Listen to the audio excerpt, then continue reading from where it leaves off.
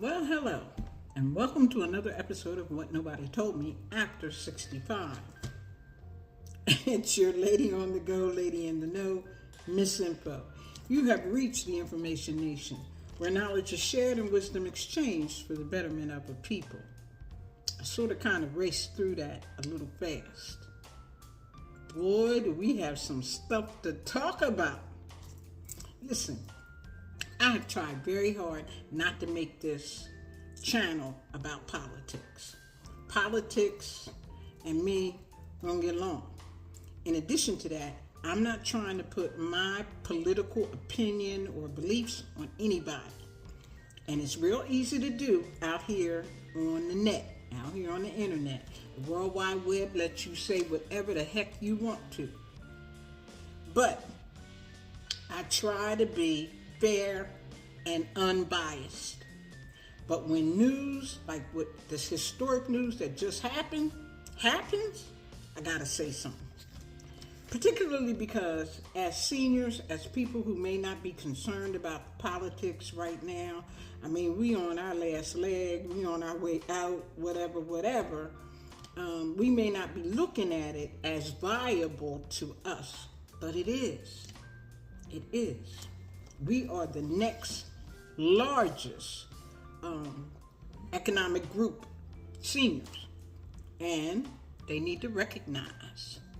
So, in light of President Biden stepping down and turning his attention and giving his support to his vice president, which is Kamala Harris, I decided we needed information. That's what we are, the Information Nation. So, I'm going to tell you some things. You can do with it what you need to. Do your homework. You can look it up for yourself. But things are getting heavy. It's getting heated up in here. That's all I can tell you. So, let me run it down for you. Right now, we are how many weeks away from November? A couple of months, right? This is July, August, September, October, November. We're like about 4 months away. And the presumptive Democratic nominee, the current president, Joe Biden, stepped down among pressure. I mean, nobody wants to feel like you're a fifth wheel. Nobody wants to feel like nobody wants you. You know, I'm reminded when we play kickball, you got kids, I'll take you, I'll take you, I'll take you. And then you got these ones sitting out there nobody wants. Nobody wants to feel like that. It's terrible. And yes, he's old, but so is Trump. And Trump is a convicted felon. He hasn't been sentenced, but he's a convicted felon. So anyway, now we have Kamala Harris, who is the presumptive nominee. And the Democratic convention is next week. Could they vote her down off the floor, from the floor? I think so. Can they not accept her as their choice? I think so. I haven't had time to check that. But what I did check was the 25th Amendment. And here's what it says. Whenever the vice president and a majority of either the principal officers of the executive departments or of such other body as Congress may by law provide, transmit to the president pro tempore of the Senate and the Speaker of the House of Representatives their written declaration that the president is unable to discharge the powers and duties of his office, the vice president shall immediately assume the powers and duties of the office as acting president. She, meaning Kamala Harris, would need the support of a majority of the cabinet that was chosen entirely by Biden to go along with this plan. Now, that didn't actually happen. That is her ace in the hole. If for some reason they don't accept her at the Democratic convention, she can pull out the 25th Amendment. Yeah, that's her whole card, we say, when you're playing cards. But she would need the support of the majority of the cabinet. This could be an uphill climb, but if she's successful, it would put the party in an awkward position of replacing not only the seated president, but also the acting president. Meaning, if Biden is unable to continue the race, what makes us think he can continue, period? The easiest thing, the cleanest thing to do is to step all the way down. All the way down. And Kamala then becomes president. And she would have to run on her own merit in November. But she'd finish out these last couple of months until January or December. But that would be seen as a betrayal of Biden, who's her mentor. He resurrected her political career after her 2020 presidential campaign fell apart. Even before a single vote was cast in the Democratic primary. They didn't want her then. I don't think they want her now.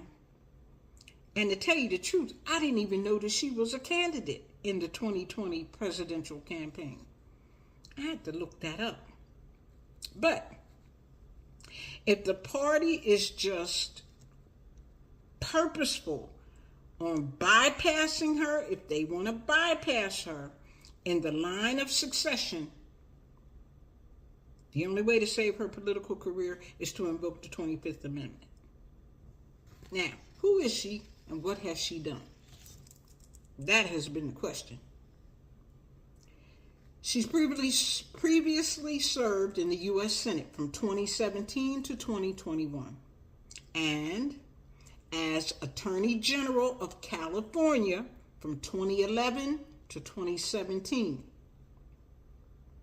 In July 2024, this month, in the wake of what was called a poor performance in a nationally televised debate with Republican candidate Donald Trump, President Biden, abandoned his bid for re-election and endorsed Harris as the Democratic Party's nominee in the presidential election of 2024. Now, I don't know if they have to accept her. I don't think they do. But I'll find out, I'll look it up, and I'll get back to you. So what does all this mean exactly? Well, we have to go back to the 25th Amendment. You know, some principal officer or majority of principal officers or somebody in Congress may, by law, say that the president is unable to discharge the powers and duties of his office. Now, does he want to go out like that? I don't think so. Does she want to do that to him and their relationship? I don't think so.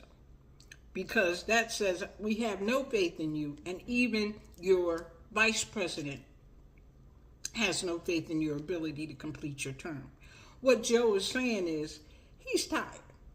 And if you don't want him, okay, let me step aside and let somebody else take the wheel. That's what he's saying. He's not saying that he can't be president. He's not saying that he can't complete his presidency. I think he might have been able to do another 4 years. But you know how that goes. His self-esteem, all that is wore out and wore down because people don't believe in him. You don't believe in me? Then why should I keep kicking against the prick? So, after studying political science, we're still talking about Kamala Harris, and economics, she received a BA in 1986 from Howard University. She earned a law degree in 1989 from Hastings College. Shortly thereafter, Harris announced that she was seeking the Democratic presidential nomination in 2020. From the outset, she was seen as one of the leading contenders. She drew particular attention when, during a primary debate, she had a contentious exchange with fellow candidate Joe Biden over his opposition to school busing in the 70s and 80s. Yes, Uncle Joe didn't want it to happen, among other race-related topics. He turned around. Although Harris's support initially increased, by September of 2019, her campaign was in serious trouble, and in December, she dropped out of the race. She continued to maintain a high profile, notably becoming a leading advocate for social justice reform following the May 2020 death of George Floyd, an African American who had been in police custody, who had been killed in police custody. What has she done as vice president? Well, as Biden's vice president, Harris was tasked with issues including migration at the southern border, voting rights, and abortion.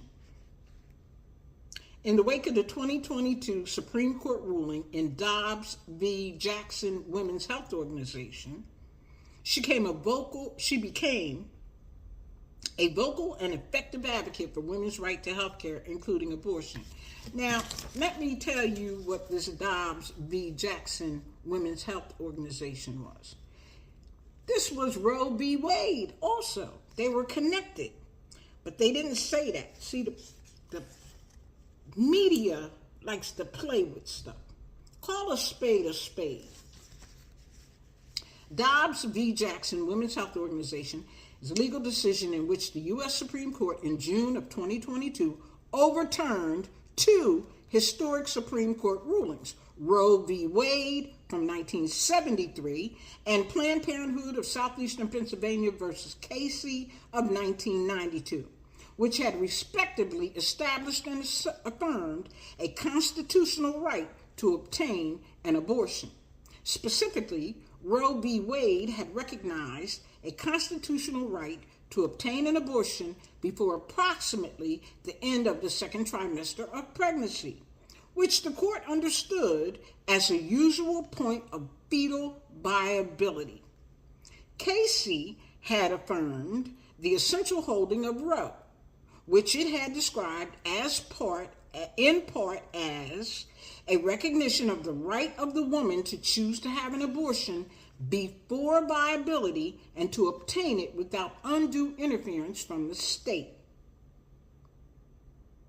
In 2022, the U.S. Supreme Court overturned Roe v. Wade and subsequently overturned Pennsylvania versus Casey, which is also tied to Dobbs v. Jackson Women's Health Organization. They should have said that, because even though she was vocal, she wasn't successful. So,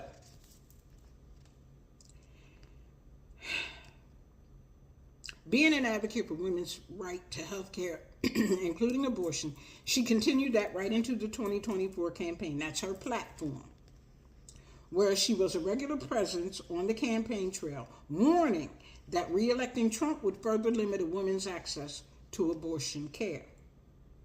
As president of the Senate, Harris has cast a record number of tie-breaking votes, shattering a nearly 200-year-old record.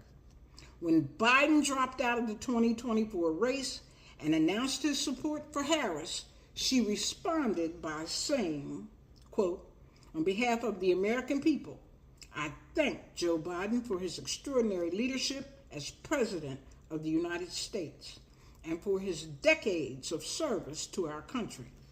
I am honored to have the President's endorsement, and my intention is to earn and win this nomination," end quote.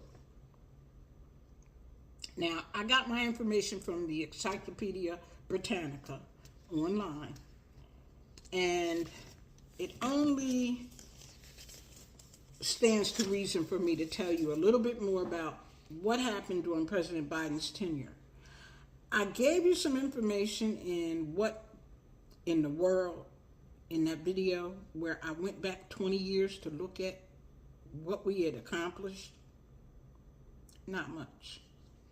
So anyway, I'm going to tell you now a little bit about President Biden's tenure, and then the magic words is who would be a possible running mate for Kamala. So we know what happened. Trump and several other Republican leaders challenged the election results, claiming voter fraud.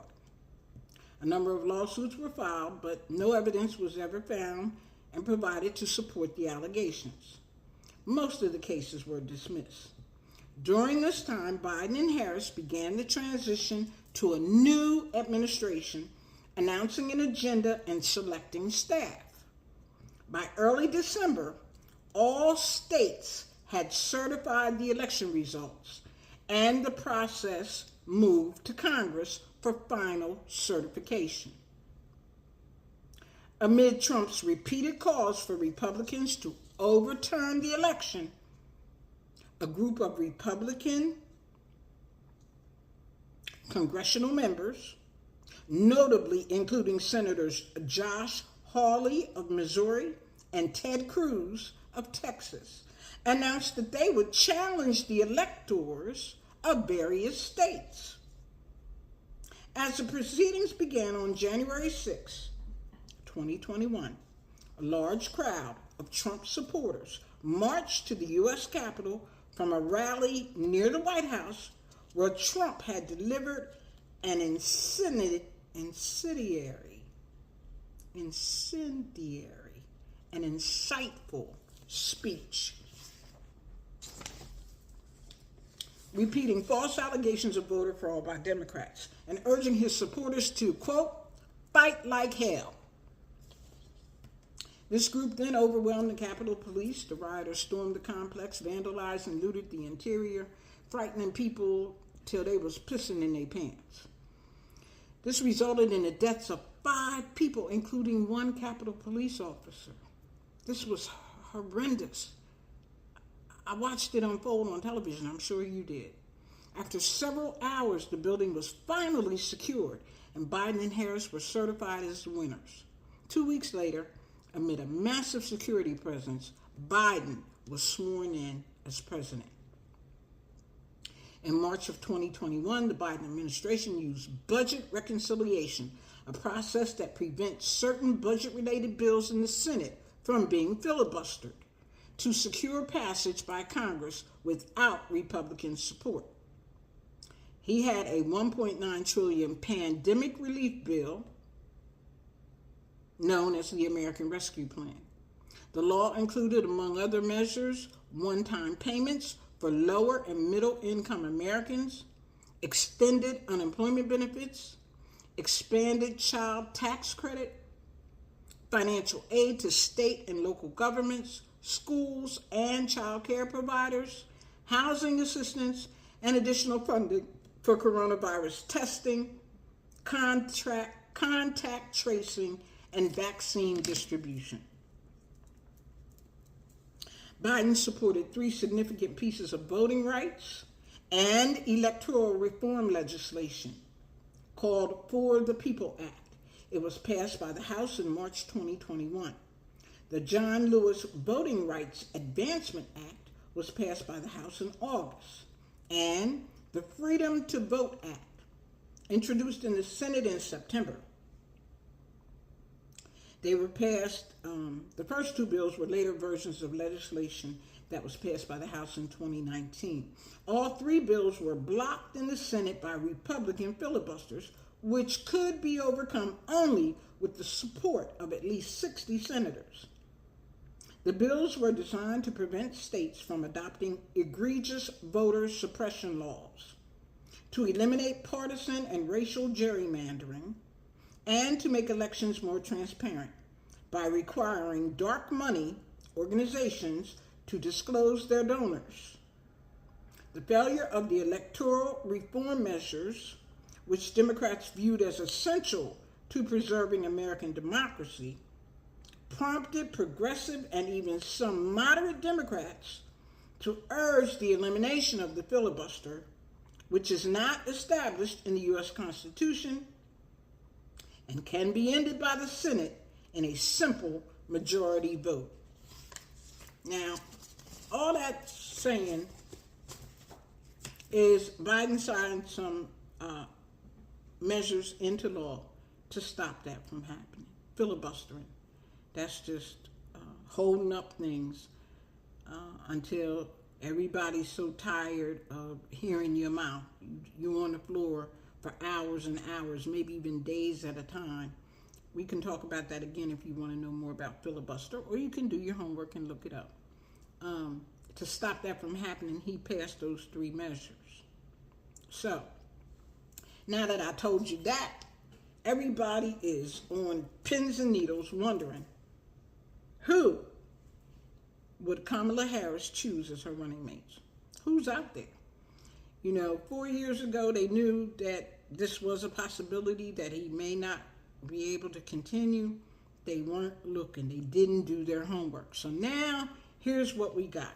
Possible running mates for Kamala. And I did my source. I got this from the Times, like the New York Times. This is the India Times. Because right now, on the home front, ain't nobody really saying anything. This is such a shock. I don't think they've recovered yet. So, number 1, Gretchen Whitmer, governor of Michigan. Whitmer's 52 years old. She's a rising star in the Democratic Party, and she would add a Midwestern voice to the ticket. As governor of a key swing state, she could help win back voters in the Rust Belt. Her experience governing during the Flint water crisis and the COVID-19 pandemic is also seen as an asset. She will also be able to compete against fellow Midwesterner J.D. Vance, who is Donald Trump's running mate. Number 2, Gavin Newsom, governor of California. As a governor of Harris's home state, Newsom has a close relationship with her and would help shore up support on the West Coast. At 56 years old, he could provide a generational contrast to the 59-year-old Harris. Come on now, 56? They're only 3 years apart. However, some may see 2 Californians on the ticket as being too regional. So we might want to exclude Gavin Newsom. And then there's Debbie Haaland, Secretary of the Interior. I'm sorry, her name is Deb Haaland, Haaland, Secretary of the Interior. Haaland is 62, would be the first Native American on a major party's presidential ticket. As Interior Secretary, she has championed environmental and tribal issues. Selecting her could help energize progressives and voters of color. And then there's Pete Buttigieg.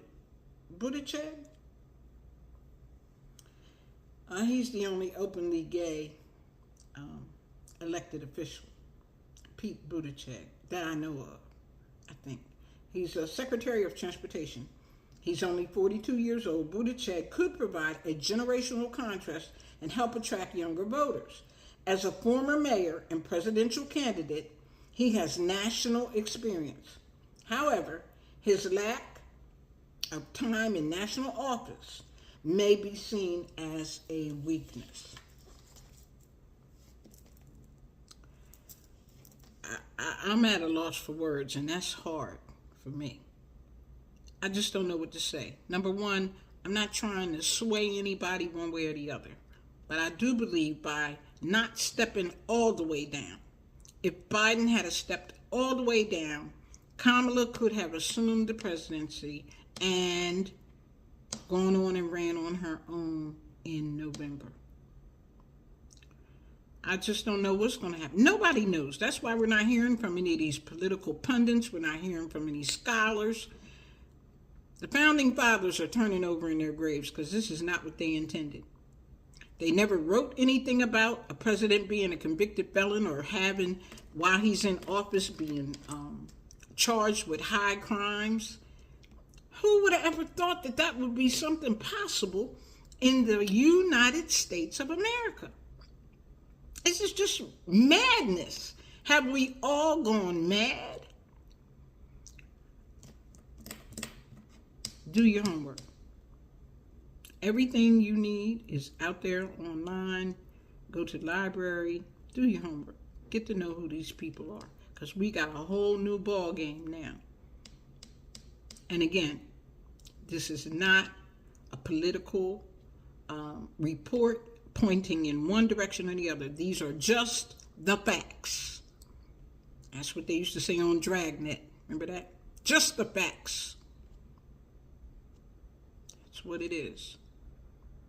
And if the facts are truth, then the truth will stand on its own merit. I want to thank you for listening. Share if you find there is any value to this report. Share it, like, comment, say something. Let me know you out there. We not dead yet. Come on. And I told you in 2030, we are going to be the majority. We're living longer, and we're going to have a say-so. So, if you don't have a seat at the table, you are on the menu. You understand that? If you're on the menu, you're being eaten. Listen. Thank you for listening, and remember, you don't know what you don't know. Take care.